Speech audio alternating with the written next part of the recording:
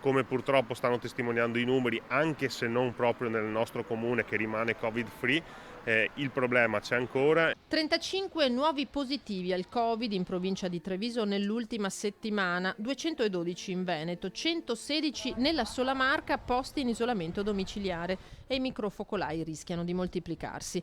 Il sindaco Conte spiega di stare seguendo con attenzione l'evolversi della situazione anche se al momento nuovi casi nel capoluogo non ne sono stati registrati. Ma l'esempio della coppia ritornata dalla vacanza in Croazia con il marito positivo al Covid conferma che i rientri da oltre confine rimangono tra le situazioni a maggiore rischio. Servono delle misure di attenzione molto elevate per quelle persone di rientro dai paesi esteri, paesi nei quali magari non c'è la stessa attenzione, la stessa sensibilità che c'è in Italia. E dunque il sindaco torna a raccomandare cautela ai cittadini. Dobbiamo continuare a seguire i protocolli che ci vengono indicati, quindi dalla mascherina al distanziamento sociale, al pulirsi le mani e soprattutto dobbiamo obbligatoriamente evitare luoghi affollati. L'invito che faccio ai cittadini è quello di non abbassare la guardia e di prestare quelle attenzioni che ormai ci girano in testa come dei ritornelli, abbiamo imparato a memoria, però al di là di ripeterli dobbiamo anche metterli in pratica.